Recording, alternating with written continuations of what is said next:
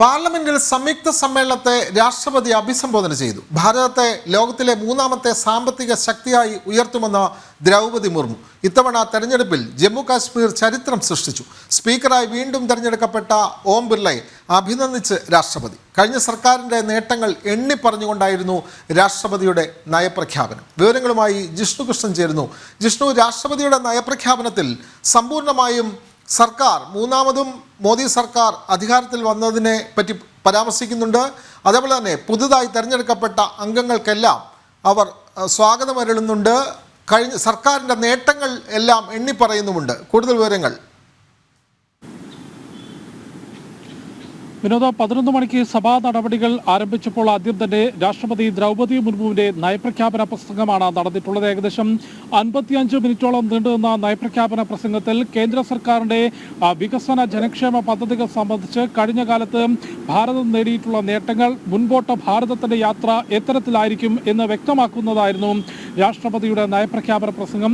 രാഷ്ട്രപതി ചൂണ്ടിക്കാട്ടിയിട്ടുള്ളത് നിലവിൽ ഭാരതം ലോകത്തിലെ 5ാമത്തെ സാമ്പത്തിക ശക്തിയായി ഉയർന്നു കഴിഞ്ഞു.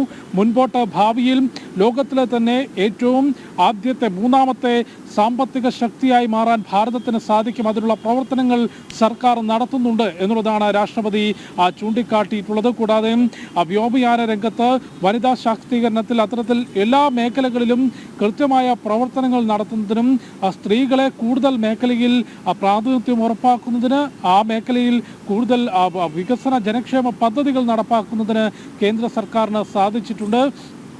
കഴിഞ്ഞ സർക്കാരിൻ്റെ കാലത്ത് വലിയ രീതിയിലുള്ള വികസന പ്രവർത്തനങ്ങൾ, അത് വടക്കു കിഴക്കൻ മേഖലയിൽ പോലും വികസന പദ്ധതികൾ എത്തിക്കാനും അത് നടപ്പാക്കാനും ജനങ്ങളുടെ ജീവിത നിലവാരം ഉയർത്താനും കേന്ദ്ര സർക്കാരിന് സാധിച്ചു, നിലവിലെ സർക്കാരിന് സാധിച്ചു എന്നുള്ളത് രാഷ്ട്രപതി എടുത്തു പറയുകയുണ്ടായി. ഒപ്പം പ്രസംഗം തുടങ്ങിയത് തന്നെ ഈ വോട്ടെടുപ്പുമായി ബന്ധപ്പെട്ട ലോക്സഭാ തെരഞ്ഞെടുപ്പിൽ വോട്ട് ചെയ്ത വോട്ടർമാരെ ആദ്യം അഭിനന്ദിക്കുകയുണ്ടായി. പിന്നീട് പുതുതായി തെരഞ്ഞെടുത്ത അംഗങ്ങളെ അഭിനന്ദിച്ചു. കഴിഞ്ഞ ദിവസം ലോക്സഭാ സ്പീക്കറായി തെരഞ്ഞെടുത്ത ഓം ബിർളയെ രാഷ്ട്രപതി അഭിനന്ദിക്കുകയുണ്ടായി. ജമ്മു കാശ്മീരിൽ ചരിത്രം സൃഷ്ടിച്ചുകൊണ്ടാണ് ഈ ലോക്സഭാ തെരഞ്ഞെടുപ്പ് കടന്നുപോയിട്ടുള്ളത്. അവിടെ വലിയ ശതമാനത്തിൽ വോട്ടിംഗ് ശതമാനം വർദ്ധിപ്പിക്കാൻ, അതായത് ജനങ്ങളെ ജനാധിപത്യ പ്രക്രിയകളിൽ കൂടുതൽ പങ്കെടുപ്പിക്കാൻ ജമ്മു കാശ്മീരിൽ സാധിച്ചു എന്നുള്ള കാര്യം കൂടി രാഷ്ട്രപതി ചൂണ്ടിക്കാട്ടി. അത്തരത്തിൽ കഴിഞ്ഞ സർക്കാരിൻ്റെ വികസന ജനക്ഷേമ പദ്ധതികൾ വരും നാളുകളിൽ ഭാരതത്തിൻ്റെ യാത്ര ഏത് രീതിയിലായിരിക്കുമെന്ന് വ്യക്തമാക്കുന്ന, അല്ലെങ്കിൽ സർക്കാരിൻ്റെ നയം എന്താകും എന്ന് വ്യക്തമാക്കുന്നതായിരുന്നു